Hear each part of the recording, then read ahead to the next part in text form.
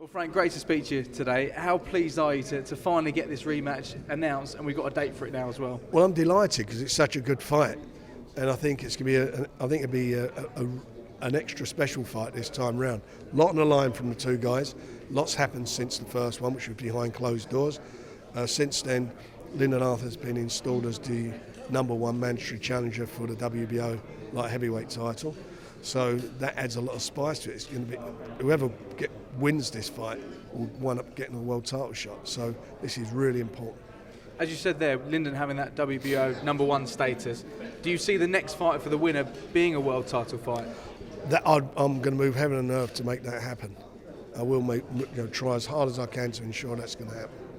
And for Anthony, after suffering 2 defeats already now, it's a fight he simply can't afford to lose. Yeah, you're right. It's his career there. You know, you get to a certain level and you want to stay at that level. So he can't afford to lose. And Lyndon obviously is undefeated and all he wants to do is move on. So, you know, it's got all the ingredients of a great fight. Plus, I think the trainers didn't seem like they got on too well, did they? So I think on top of that, there's a bit of spice there. They'll be doing the best they can for their men.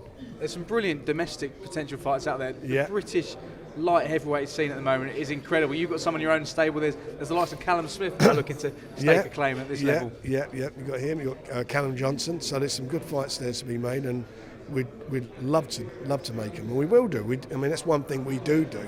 We get them on. You know, we get our guys in and they fight each other. I've always done that, and it's not the end of the world for the loser.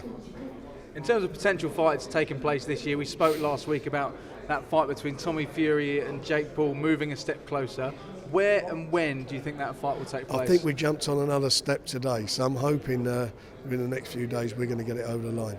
Is it a fight that you think will take place in America? Yes. If it does happen, it'll definitely take place in America. And is it something you think can still happen this year as well? Yes.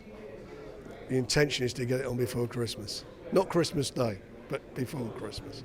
And the other fighter I wanted to ask you about is Tommy's brother, Tyson. Any news on when we think we will see him return to the ring? I spoke to him yesterday. We had a little chat yesterday, and I think we didn't talk about boxing because at the moment he's not interested. He's been in camp for 20 months. Little break, an unfortunate break because of his daughter, his newborn baby daughter being taken into intensive care on 2 occasions, which interrupted his training, and obviously the COVID. But other than that, he's been training. So now it's quality time with his family, and we've got there's plenty of time to talk about fights moving forward. So a couple of weeks' time, I'm sure when he's ready, he'll pick up the phone and we can have a chat.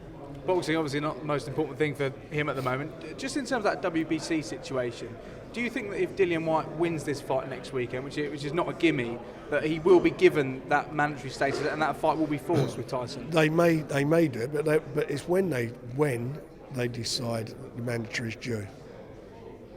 So we'll see what happens. And just on Dillian, the question we're asking this week is: will Dillian ever be the heavyweight champion of the world? Do you see him ever being? Not if he fights Tyson Fury, he won't. Do you think he's got the ability potentially from a different governing body if you don't think he can beat Tyson? Well, if he fights Usyk, I don't know. I mean, I think Usyk will have too much for him.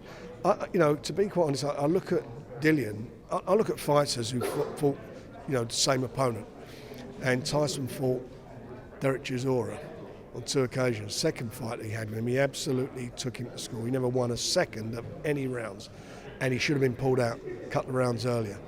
The fight was stopped.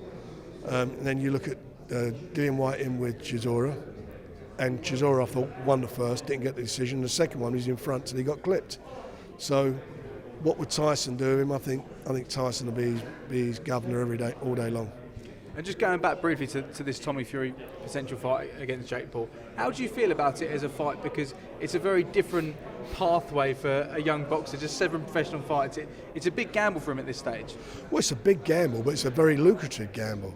He's getting extremely well paid. That's why, for me, I'm not going to stand in his way. It's serious life-changing money. So he gets paid a lot of money for the fight. In a fight, I believe he wins. And if he does win that fight, I mean, the possibilities for him are then endless. Well, he's going to have to win the fight because otherwise the family are going to disown him. He should have heard him in the dressing room just before the Wilder fight. They told him. I was there when they told him. look, there's a lot of pressure. There'd be a lot of pressure on Tommy. He'd be in the other guy's backyard, but he comes from fighting stock, and as I say, I think he's got the beating of him.